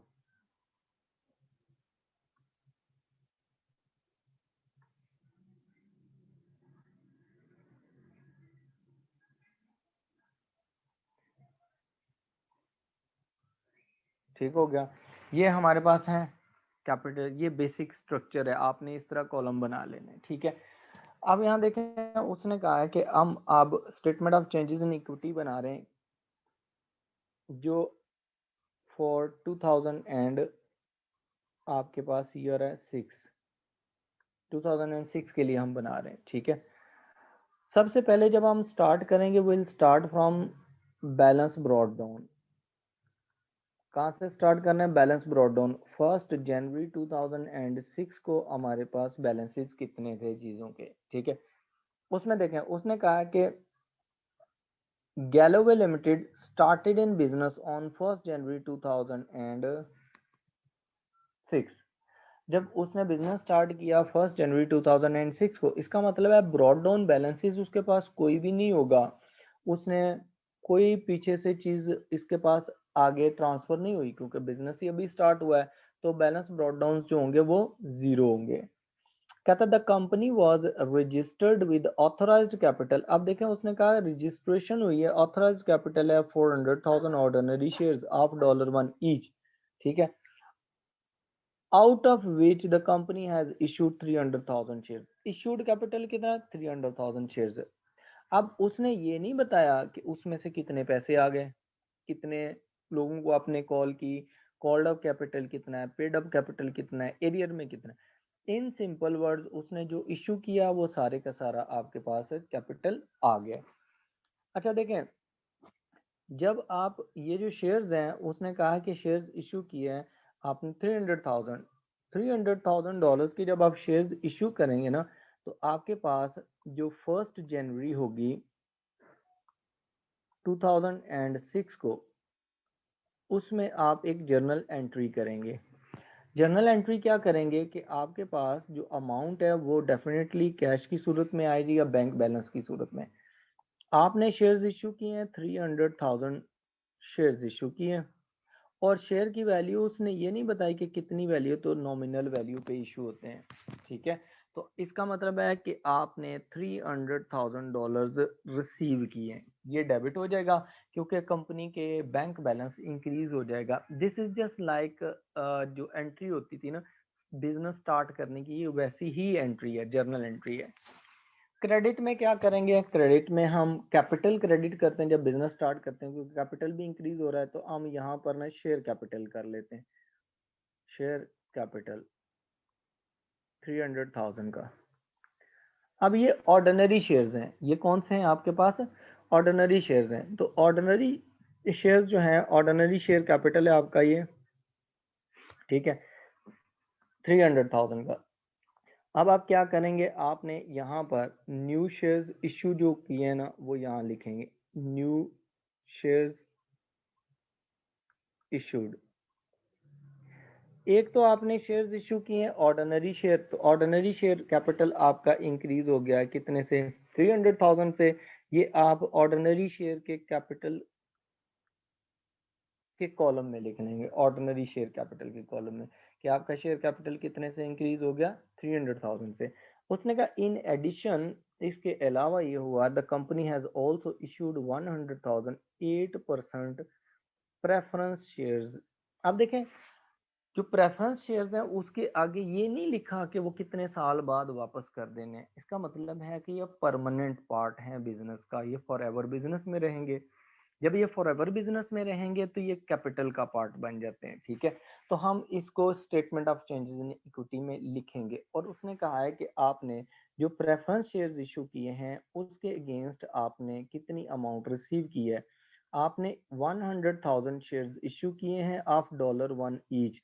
इट मीन्स कि आपने $100,000 की अमाउंट रिसीव की है, और आपका प्रेफरेंस शेयर कैपिटल जो है वो कितने से क्रेडिट हो गया, वो आपके पास $100,000 से क्रेडिट हो गया। जर्नल एंट्रीज ऑल दो दे आर नॉट रिक्वायर्ड, लेकिन मैं इसलिए बना रहा हूँ ताकि आपको अंडरस्टैंडिंग हो जाए। एक तो बिजनेस का बैंक बैलेंस इंक्रीज हो जाएगा, ठीक है, 1 लाख से। दूसरे नंबर पर बिजनेस का शेयर कैपिटल इंक्रीज हो जाएगा 100,000 से। तो आप statement of changes in equity में यहाँ पर प्रेफरेंस शेयर्स के सामने इसको लिख देंगे। जो ये एंट्री हुई है इसकी वजह से ना तो रिटेन अर्निंग्स में कोई इफेक्ट पड़ेगा, ना ही जनरल रिजर्व पे कोई इफेक्ट पड़ेगा।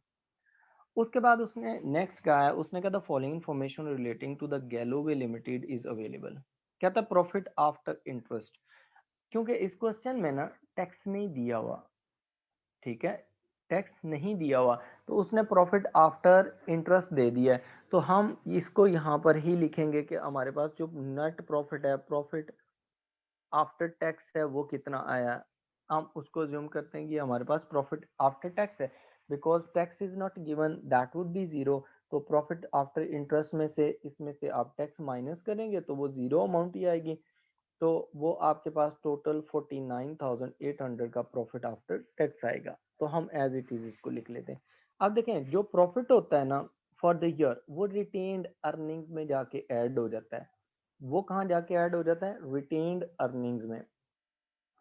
अब ये जो प्रॉफिट होगा पहले साल का हम इसे रिटेन अर्निंग्स में जाके 49,800 लिख लेते हैं। पुराने साल का कोई प्रॉफिट अवेलेबल ही नहीं था क्योंकि बिजनेस इस साल स्टार्ट किया है। ठीक है, क्लियर है यहाँ तक? उसके बाद आपके पास ना उसने कहा है कि 2007 का प्रॉफिट दिया है, 8 का प्रॉफिट दिया हुआ है, उसको हम अलहदा रखेंगे। अब हमारे पास ना सेकंड, उसने सेकंड एडजस्टमेंट ये बताई, उसने कहा प्रेफरेंस डिविडेंड वर पेड। आपने प्रेफरेंस डिविडेंड क्या किया? पेमेंट कर दिए। ये वर्ड याद रखिएगा, पेड हुआ है for each of the 3 years, हर साल पे हुआ है। तो इसका मतलब है कि आप प्रेफरेंस डिविडेंड पे करेंगे। प्रेफरेंस डिविडेंड आप कैलकुलेशन नीचे कर लें कितनी है। प्रेफरेंस डिविडेंड है 8%। आपके पास प्रेफरेंस शेयर कैपिटल 1 लाख का है और उस पे आपने डिविडेंड देना है कितना? 8%। और जो आपके पास यहाँ पर ऊपर एग्रीमेंट में है, ठीक है, तो ये आपका प्रेफरेंस शेयर कैपिटल बनेगा 8,000 का। ठीक हो गया? अच्छा, उसके बाद उसने कहा है कि आपके पास ना ऑर्डिनरी डिविडेंड जो है, ऑर्डिनरी डिविडेंड वर प्रपोज्ड। अब प्रपोज्ड का मतलब ये है कि पेमेंट नहीं हुई। क्या हुआ? पेमेंट नहीं हुई। 2006 है उसमें 6% प्रपोज हुआ है। 7 और 8 के लिए जो प्रपोज हुआ है वो 8% है। ठीक हो गया?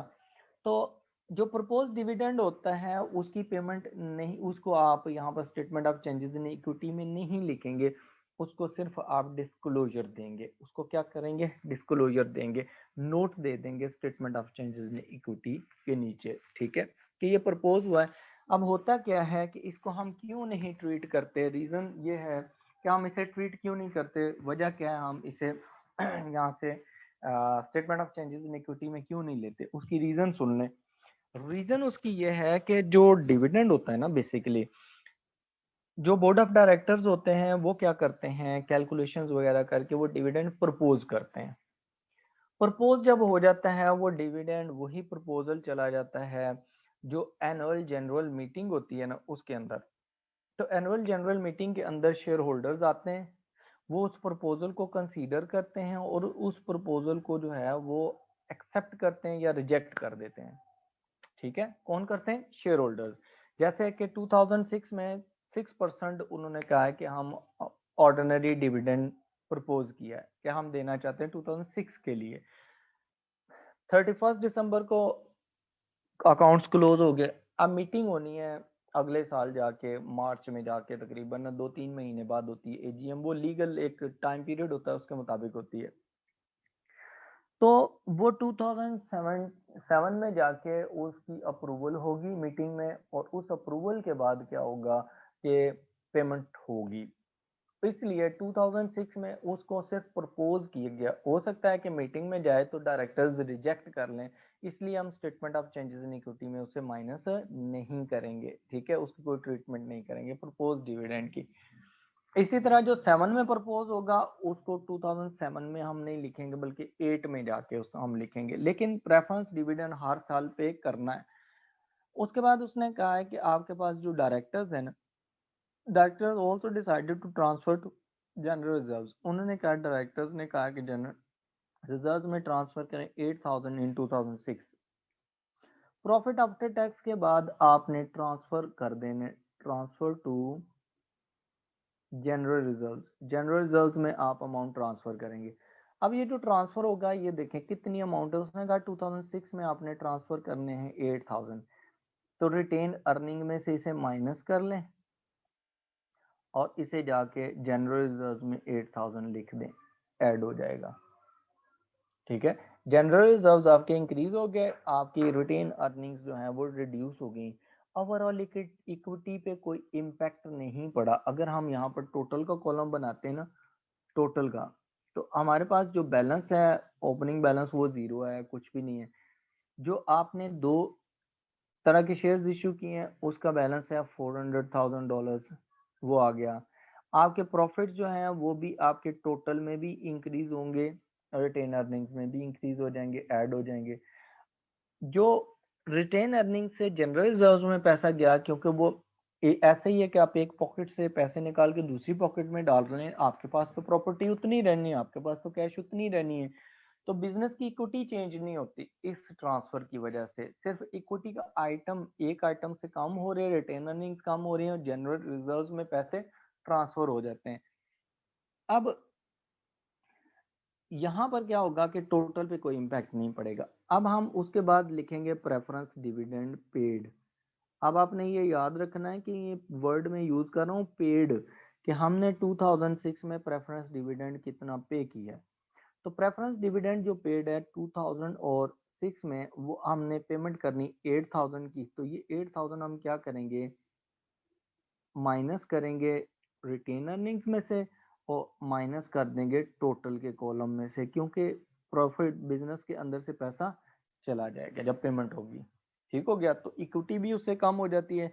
जैसे नॉर्मली जब हम स्टेटमेंट ऑफ फाइनेंशियल पोजीशन बनाते थे तो हम उसको डिडक्ट करते थे, drawings capital opening balance plus profit minus drawings. यहाँ पर भी वही है, यहाँ पर कंपनी में ड्राइंग्स होती नहीं है तो डिविडेंड ही होता है, तो डिविडेंड जब विड्रॉ हो जाता है वो ड्राइंग्स ही होती हैं एक तरह की। ठीक है, लेकिन हम इनको ड्राइंग का नेम नहीं देते। फिर हम ऑर्डिनरी डिविडेंड पेड हम लेते हैं। ऑर्डिनरी डिविडेंड पेड जो होगा वो 2000 एंड इसमें 6 में कुछ नहीं होगा आपका। 2006 जो होगा उसमें प्रपोज डिविडेंड आ जाएगा, प्रपोज्ड ऑर्डिनरी डिविडेंड। प्रपोज कब हुआ है, 2006 में। अब देखें उसने क्या कहा है कि आपने कितना देना है, 8000 डिविडेंड देना है, $8000 का। ये 2006 में प्रपोज हुआ है और पेमेंट कब होगी, will be paid in 2000 and will be paid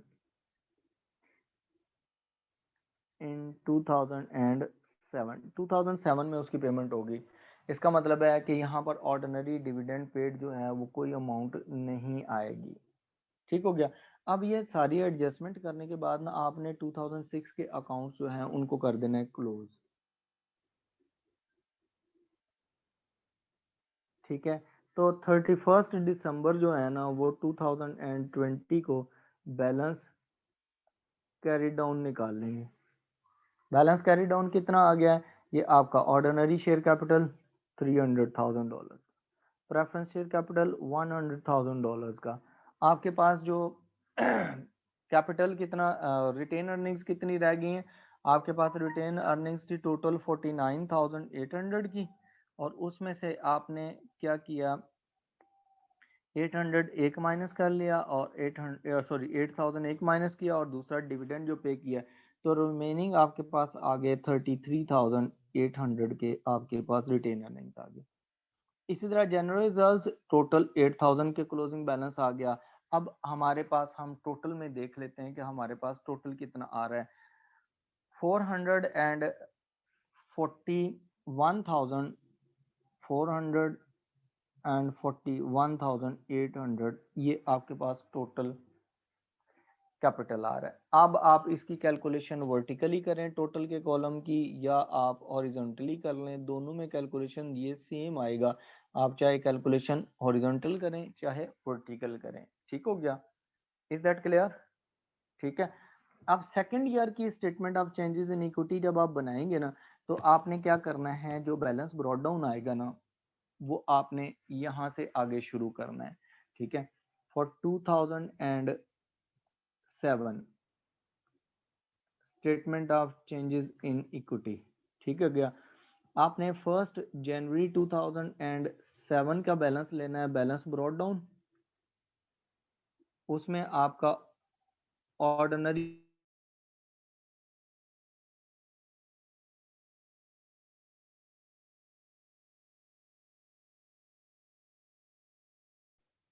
उसमें आपका प्रेफरेंस शेयर कैपिटल है,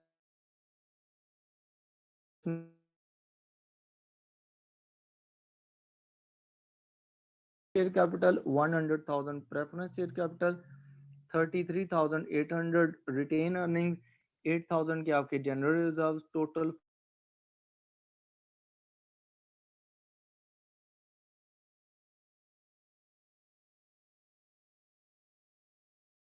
141,800 ठीक हो गया, ये हो गया। अब आपके पास उस साल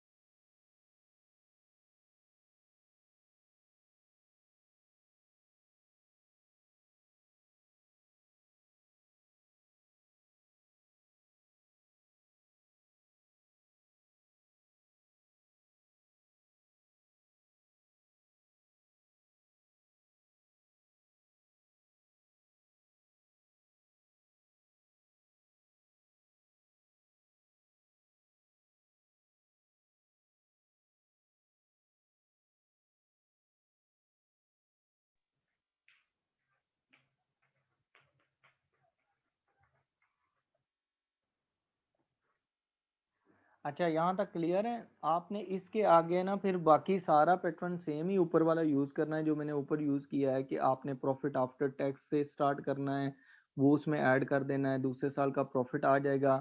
फिर आपका ट्रांसफर टू जनरल रिजर्व्स हैं, ये भी आपने एज इट इज लिख लेना है, दूसरे साल के लिए कितने रिजर्व्स में ट्रांसफर किए हैं। और फिर आपने क्या करना है, डिविडेंड प्रेफरेंस डिविडेंड पेड निकालना है कि आपने प्रेफरेंस डिविडेंड पेड कितना है वो भी आपने दिखना है। ऑर्डिनरी डिविडेंड पेड, अब यहाँ पर ऑर्डिनरी डिविडेंड पेड जो होगा ना वो 2007 में पे होगा, जो 2006 वाला डिविडेंड है, ये आपने याद रखना है, ठीक है। तो हमारे 2006 में जो डिविडेंड ऑर्डिनरी डिविडेंड जो प्रपोज हुआ था वो हमारे पास कैलकुलेट ये था 2008 का, सॉरी $8,000 से ऊपर गिवन है। ये वाला जो डिविडेंड है ये आप यहाँ पर पे करेंगे, तो आपका रिटेन अर्निंग्स जो होंगी उसमें से 8,000 आप माइनस कर लेंगे जो आपका ऑर्डिनरी डिविडेंड है, और यहाँ पर टोटल में से भी ये 8,000 माइनस हो जाएगा। Is that clear? बाकी चीज़ें सेम रहेंगी, आपने सेम कैलकुलेशंस करनी है, ठीक हो गया। और क्लोजिंग बैलेंस निकालना है और उससे अगले साल का आपकी statement of changes in equity 2007 की 8 की बन जाएगी। एक तो आपने ये इसको कंप्लीट करना है क्वेश्चन को, ठीक है, ये आपका होमवर्क है। दूसरे नंबर पर आपने ये जो सेकंड क्वेश्चन है ये भी आपका होमवर्क है, आपने ये करना है, ठीक है। ये दो वाले को दो क्वेश्चंस हैं जो आपने करने हैं, ठीक हो गया। अच्छा इंशाल्लाह कल फिर मुलाकात होती है इससे आगे, ये मैं थोड़ी देर तक अपलोड कर देता हूँ गूगल क्लासरूम में ये सारी चीज़ें, और फिर इंशाल्लाह कल हम आगे फर्दर पढ़ेंगे, ठीक हो गया। ओके, तब तक के लिए अल्लाह हाफिज़।